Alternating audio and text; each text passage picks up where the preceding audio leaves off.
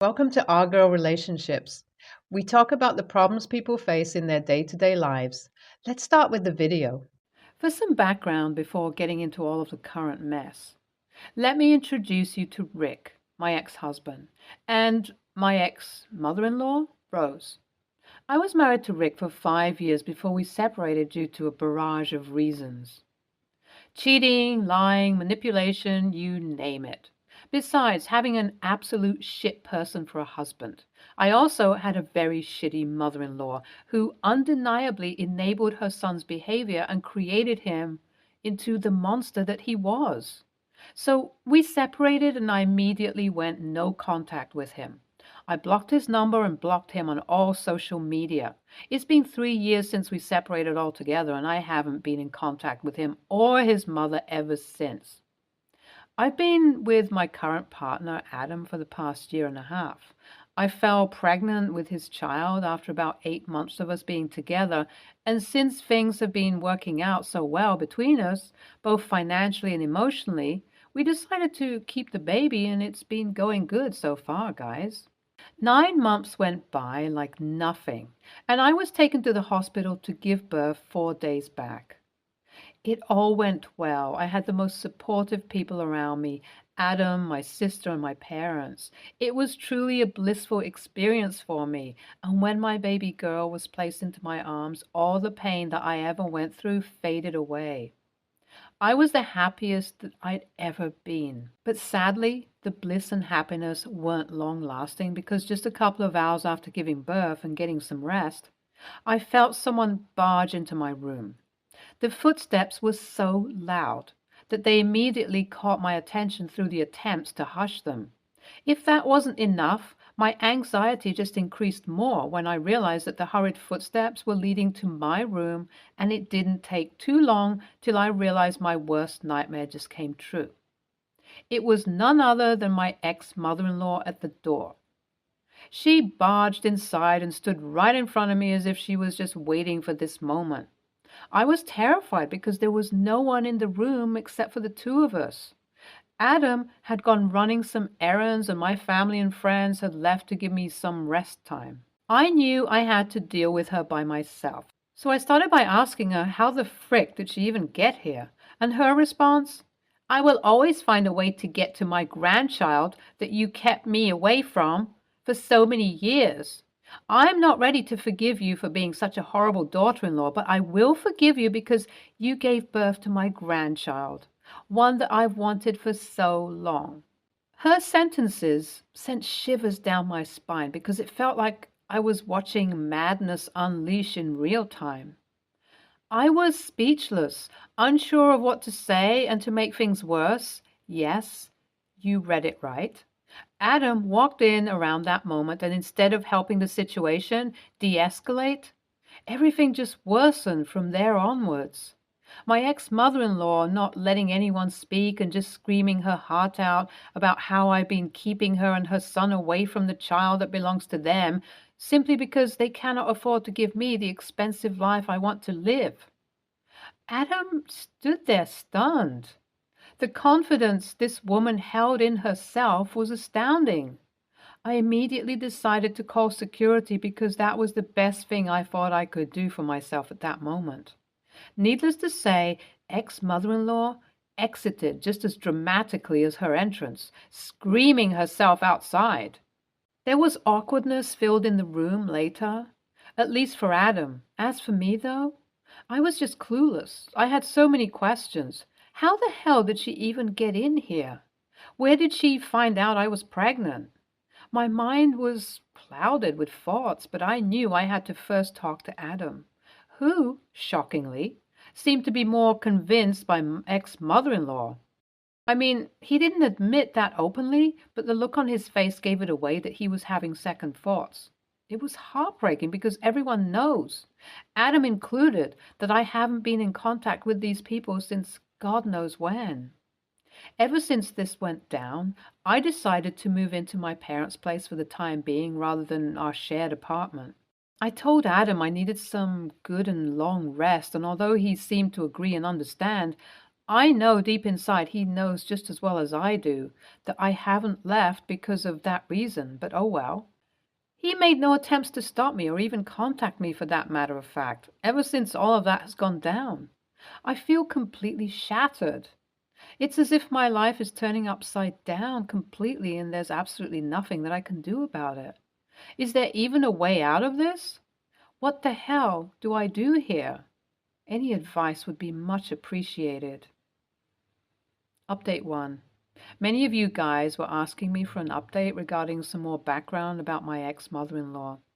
So let me start this update off by telling you guys that many of you were indeed right about my mother-in-law and her strange obsession with grandchildren.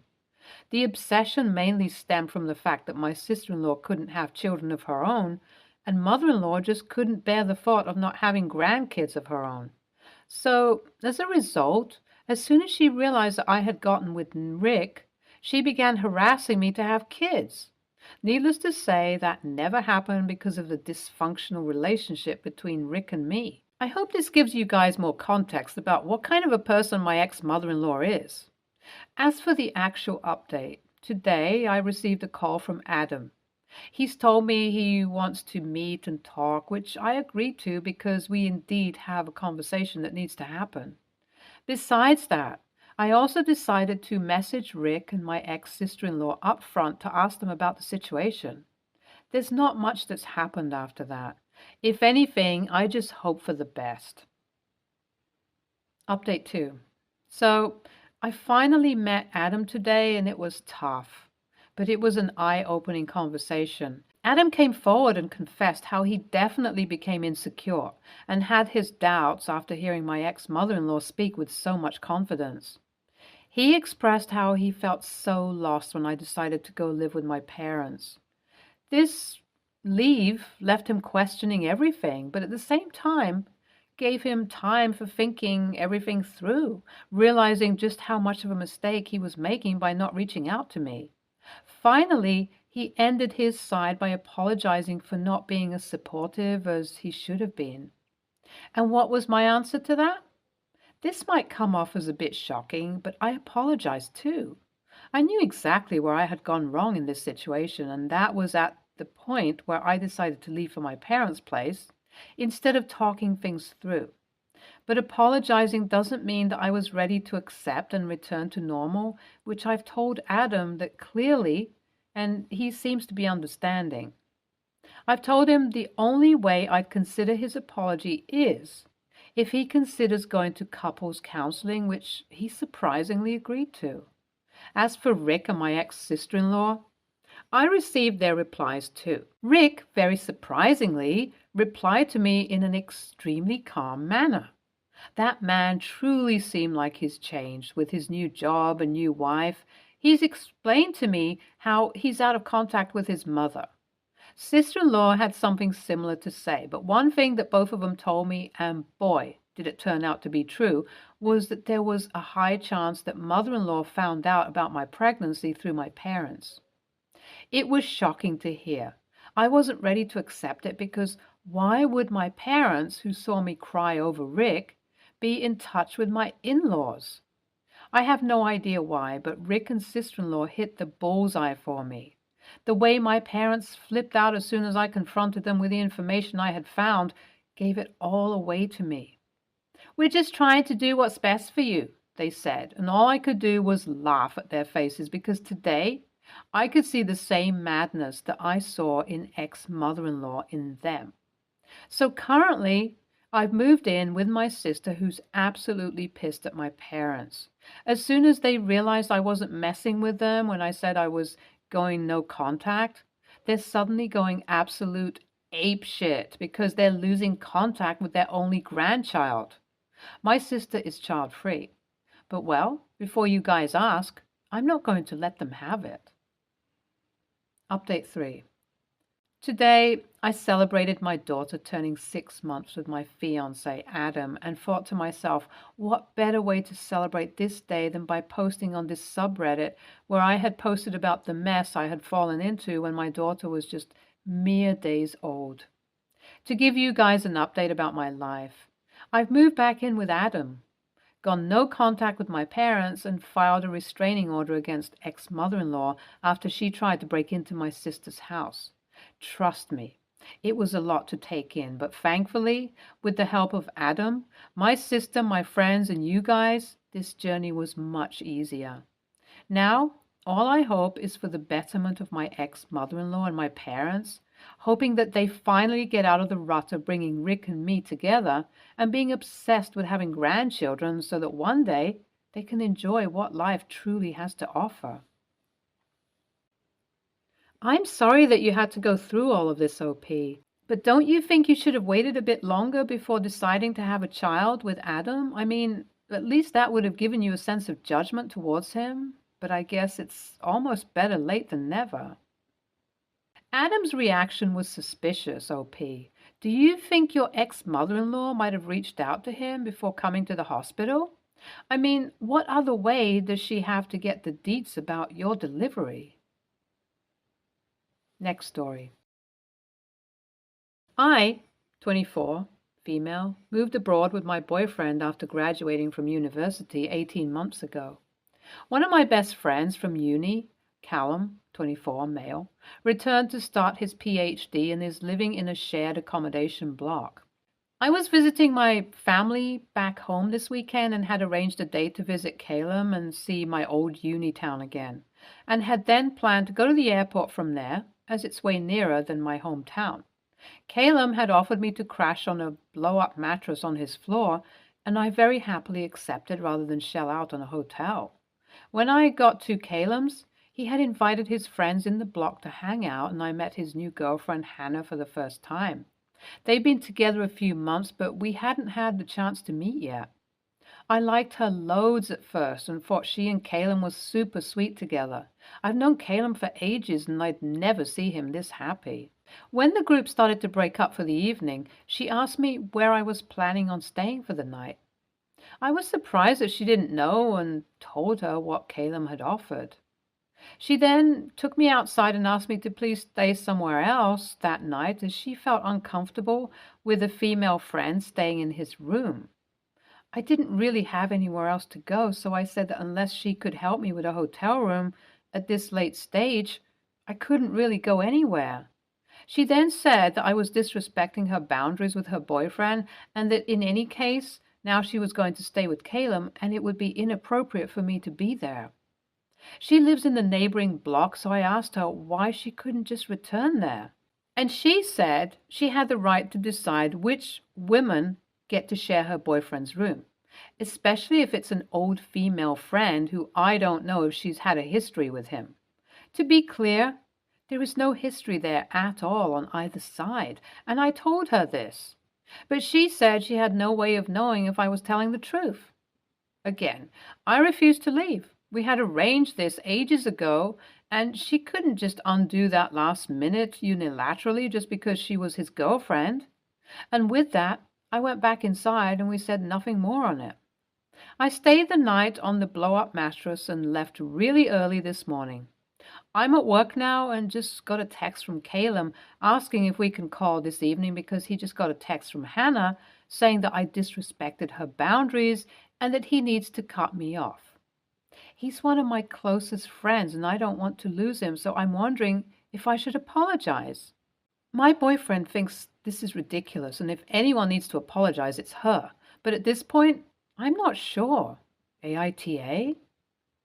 Update. Thank you to everyone who commented. I read it all. Quick clarification. The offer was never to share his bed. It was always the blow-up mattress. That's our own boundary. The building has no communal area other than a lobby. I couldn't have slept there. Caleb and I called and I did what a lot of you said. 1, not apologize, and 2, just lay it out exactly as it happened. I even read from my post. The big surprise, he had told her in advance, and she had said it was okay. As I commented, I had assumed that they had discussed it on the night, but my later guess was correct. She had said nothing. He then said that when Hannah texted telling him to cut me off, he told her that he wanted to talk to me first about what happened, and then she ghosted him. He apologized profusely to me and said that he needed to talk to her ASAP. A girlfriend of Caleb's friend, Sarah, who was there, messaged after we called because she read this post and thought it was me. She told me that she is in a group chat with some others and Hannah, who had been ranting about how I had taken her outside to tell her that even if she was Caleb's new girlfriend, I was his real girl because I was his best girlfriend and that she shouldn't think about coming between us. And that I told her that Caleb might be hers now, but he'll always be my Caleb. Sarah then told me that this has happened twice before, where Hannah has told Caleb that a girl he was friends with needed to be cut off. And she would then tell the group chat. They had said things like, "You're no good for him. We'd be better together," etc. Sarah now suspected Hannah was making all this up. So I called Caleb again and told him what Sarah had said. He was very upset. Most of the time, Hannah hadn't really given him a reason to cut off these other girls, just that if he respected her, he trusted these girls needed to be cut off because it's girl code. He talked to Hannah in person this morning and she confessed that she made it all up about me and about the other girls. She didn't want other girls to even be an option for him to be close to if they were going to be in a relationship, so she persuaded Caleb into breaking off the friendships, and he didn't want to lose her, so he complied. Her words? "I wanted to save you from the opportunity to put another woman above me." He's not had a great experience with previous girlfriends being really emotionally distant, and I think Hannah was the opposite in that she would lavish him with affection when he did things she wanted. Not surprisingly, he broke up with her and has now apologized to the other girls and again to me. NTA. This was prearranged, and it's not your fault that he didn't tell her or clear it with her. She could have offered you her apartment if she wanted to stay with her boyfriend, and her room was going to be empty. Also, he could have gone to stay with her if she had such an issue. It boils down to the fact that he did not communicate this to her. It's not your issue to deal with. Be honest with your friend when he calls. His girlfriend has probably not told him the full story. Next story. My wife is currently 8 months pregnant and we are very, very excited. We will be having a boy. My sister Mia just broke up with her now ex-fiance 1 month ago. In the past, she has claimed dibs on a certain name for her future kid. Let's say it's Jake. There's not a real significance to the name to her other than she likes it. Anyway, so my wife and I are thinking of boy names, and my wife also has always loved Jake as a name for a boy, so much that it's the front runner for her. We have a 2 yes, 1 no rule for names, and there's been a lot of potential ones that one of us didn't love, so we had to rule out. Jake is fine to me. It wouldn't have been my first choice, but I do like it, and it's nice to have some alignment between us. I told my mother when she was over at our house, and she said something about how Mia always wanted that name too. I said, yeah, I know, but my wife loves it as well, and we are actually having a kid very soon, where Mia is single and has said she's swearing off dating for a while, which I totally understand after having an engagement fall through. So who knows if she'll even have kids? Also, if there'll even be a boy if she does, and that her future partner would also be on board with that name. Well, at some point my mom tells Mia our plans and she freaks out. Accuses me and my wife, who liked the name before she met Mia, of stealing her name and all this. I point out that it's just a name and nobody can have rights to it. She then swears she was going to use it and proceeds to call my wife bad things. I then pointed out that she's not pregnant, not dating, and there's no way to know that she'd ever even have the chance to use it. Ever, given her situation. She says that I was shaming her for being single and being a name thief. She is still very, very angry. AITA here, or is she being unreasonable? I have no issue with Mia using the same name should she ever have a son and a partner on board with the name. They'd most likely have different last names, and even if not, it wouldn't bother me at all. It feels dumb to shoot down a name my wife loves and I like, just because one day my sister may have a boy and end up using it. YTA. I just want to add because what you said was perfect. Those people who steal baby names are just plain out weird. When someone tells you their future plans, you decide that you will take it as your own. I feel like people that are going to say NTA are just men, women, that don't get that it isn't just a name for this person. They picture their life calling their future kid this, and it was taken. Stay tuned for more stories from our girl relationships.